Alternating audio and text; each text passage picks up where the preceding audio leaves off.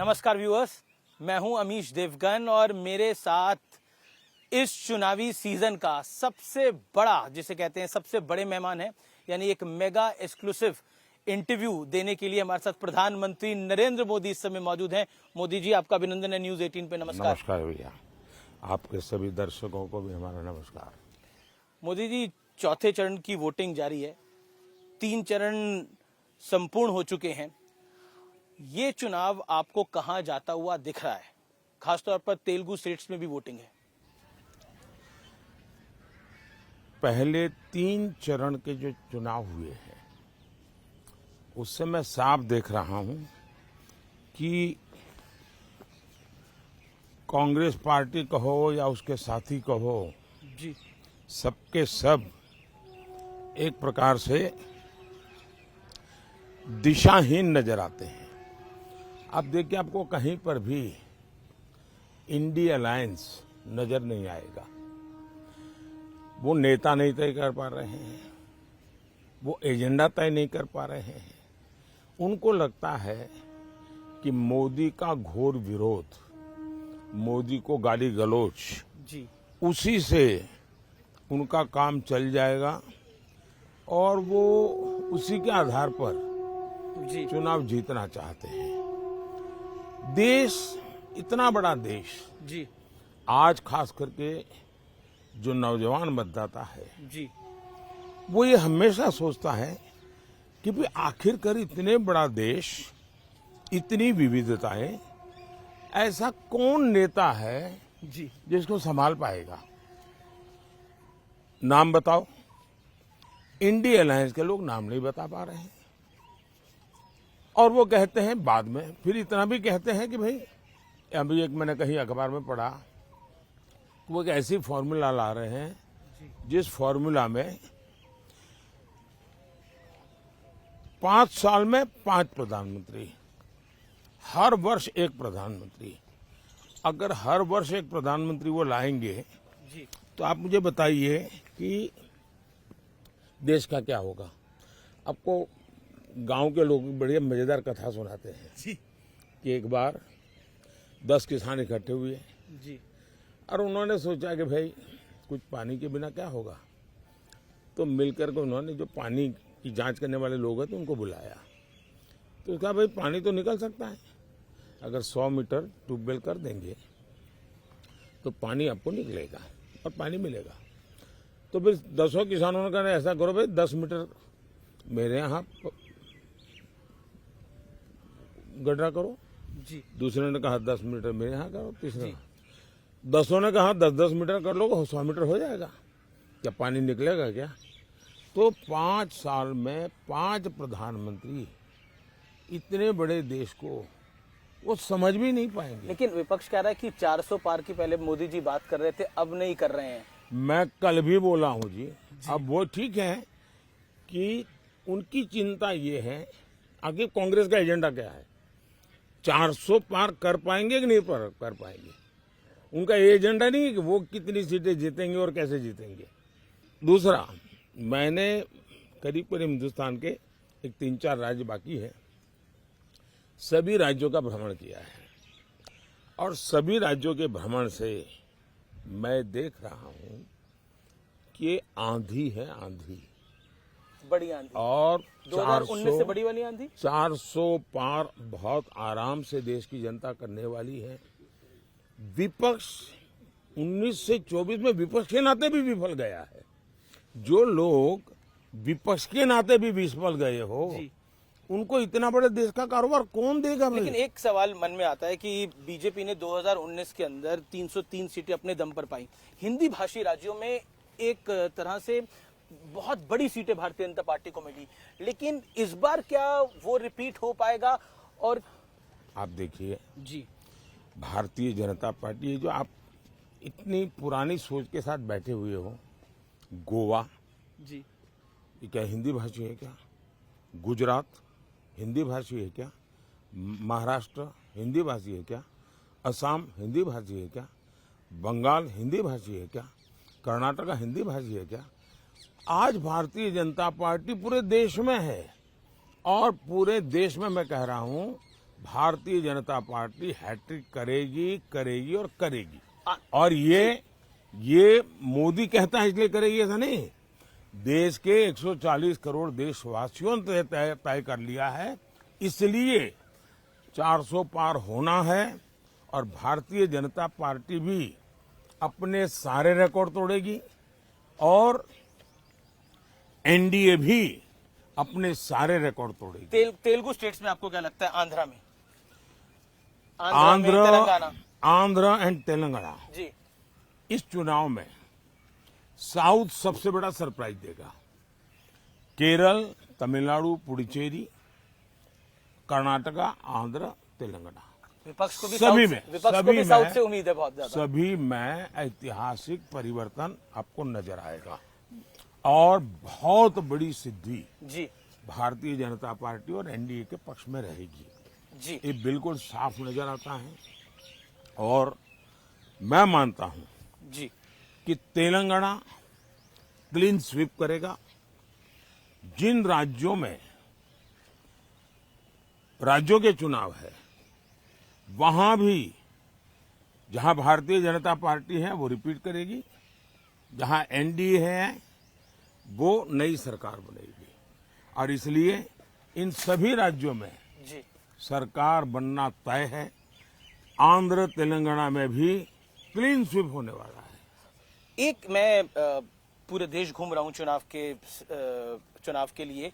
एक चीज मैंने देखी, इस चुनाव में नैरेटिव बार बार बदले। पहले नैरेटिव आया रिजर्वेशन का, फिर आया नैरेटिव की बीजेपी के लीडर्स के फेक वीडियो चलाए गए। नैरेटिव बार बार बदल रहे हैं, कैसे देखते हैं आप इसको? इसको आप नैरेटिव नहीं कह सकते हैं।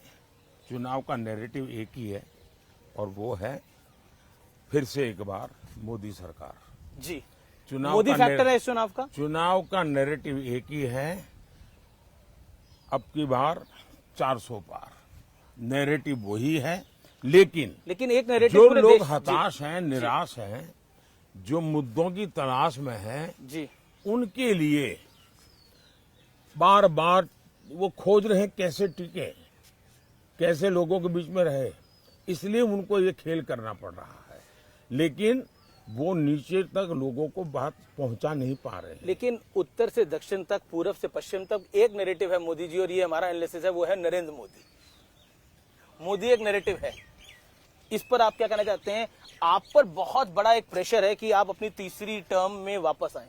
मेरे पर कोई प्रेशर नहीं है। जी देश की जनता का प्यार, यही मेरी बहुत बड़ी शक्ति है। जी देश की जनता के आशीर्वाद, यही बहुत बड़ी पूंजी है। और इसलिए प्रेशर मैं देख रहा हूं कि इंडिया अलायंस में है, क्योंकि उनके इंडिया अलायंस बन ही नहीं पा रहा है।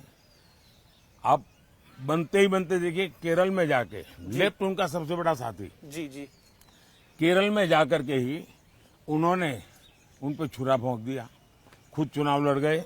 और मैंने पूरे चुनाव में सबसे तीखी आलोचना, सबसे तीखी भाषा जी अगर मैंने कहीं सुनी है तो वो मैंने वायनाड की सीट पे सुनिए। वायनाड में सुनी है, केरल में सुनी है, जहां कांग्रेस की इतनी भद्दी तरीके से आलोचना हुई और कांग्रेस ने अपने इंडिया अलायंस के साथी के खिलाफ इतनी भद्दी भाषा में बोला। एक आपका बयान था कि कांग्रेस अगर आई सत्ता के अंदर तो ये राम मंदिर का फैसला पलट देगी। ये क्या ये मेरा बयान नहीं है, आपने बोला इस पे? ये मेरा बयान नहीं, मेहरबानी करके मेरे मुंह में बयान मत डालिए।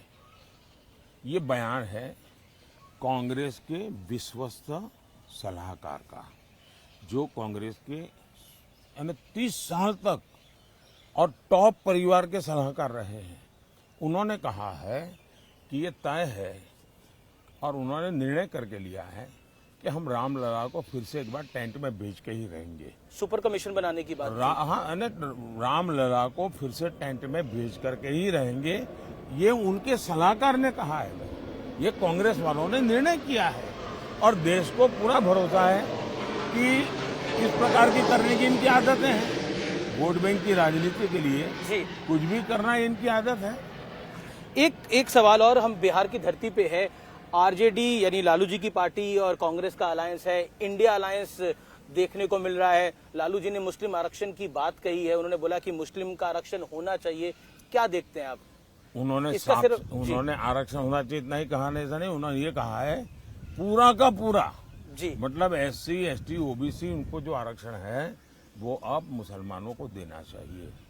और संविधान सभा ने गंभीर चर्चा करके तय किया था कि इस देश में धर्म के आधार पर आरक्षण नहीं होना चाहिए। बाबा साहब अम्बेडकर के भी विचार बहुत स्पष्ट रहे हैं कि धर्म के आधार पर आरक्षण नहीं होना चाहिए। पंडित नेहरू भी इसी विचार के थे, लेकिन उसके बावजूद भी राजनीति और सत्ता की भूख ने इनको इतना नीचे गिरा दिया है कि वो देश को फिर से एक बार धर्म के आधार पर बांटने के रास्ते खोज रहे हैं, बांटने के तरीके खोज रहे हैं जी। और उसमें धर्म के आधार पर आरक्षण है। पाकिस्तान का मुद्दा एक बार फिर चुनाव के अंदर आ गया है। तेलंगाना के CM है रेवंत रेड्डी, उन्होंने सर्जिकल स्ट्राइक हुआ था नहीं हुआ था वो पूछ रहे हैं। कांग्रेस पार्टी एक ऐसी पार्टी है जिसको देश की सेना के प्रति नफरत का भाव पड़ा हुआ है और इसलिए देश के सेना नायक को उन्होंने एक बार जी गली का गुंडा कहा था। जिनकी भारत की सेना के प्रति ये भाव होंगे उनसे आप कैसे अपेक्षा कर सकते हो? पाकिस्तान भी सर्जिकल स्ट्राइक नहीं हुए ऐसा कहता नहीं है, पाकिस्तान भी नहीं कहता है।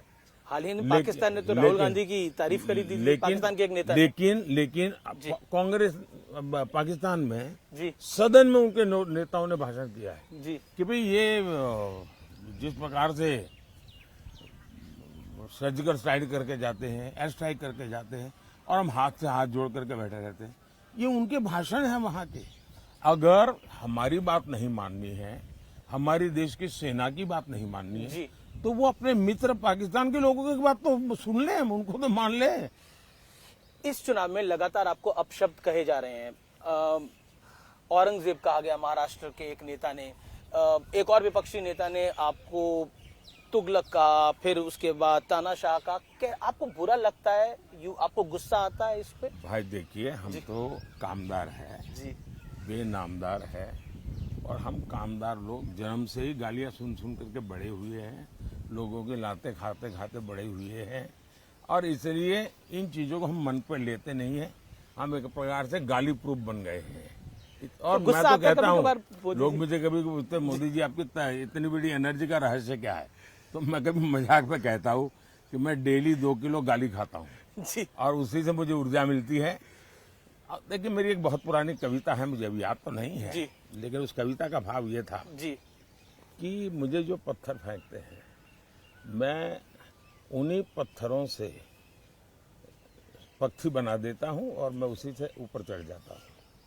और दूसरा मैं कहता हूं कि जितनी गंध उछालेंगे, जितना कीचड़ उछालेंगे, जी कमल उतना ही ज्यादा खिलेगा।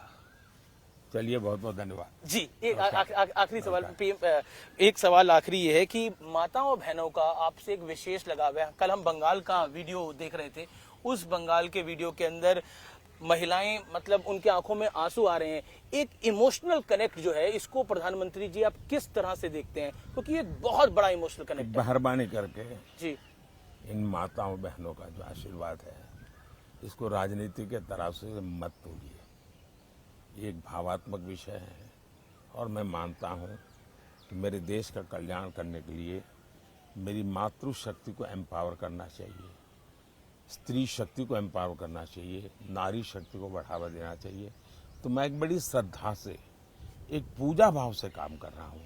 कृपा करके इसको राजनीति के तराजू से मत तोलिए और मैं चाहता हूँ मैं वैसा ही पूरे भक्ति भाव से इस देश की माताओं की सेवा करूँ, इस देनों की बहनों की सेवा करूं, इस देश की बेटियों की सेवा करूं। यूथ वोटर को, जो फर्स्ट टाइम वोटर है, उसको आपका मैसेज क्या होगा प्रधानमंत्री मोदी?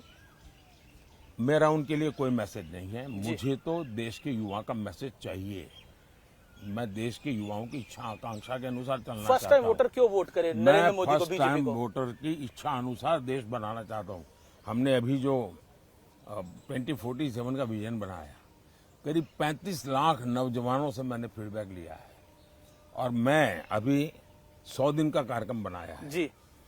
मैं अभी सोच रहा हूं कि मैं 125 दिन का बनाऊं और मैं 25 दिन जो है उसके लिए देश के युवाओं को पूछने वाला हूं, ये 25 दिन के लिए उनके क्या सुझाव है, कौन से काम मैं पहले करूं।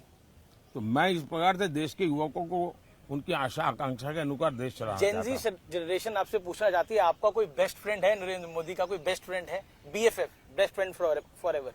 मतलब क्या मतलब होता आपका है? कोई खास दोस्त है जिसके साथ आप दिल की बात करते हैं? ऐसा है, मैं देश के 140 करोड़ देशवासियों से दिल की ही बात करता हूं जी।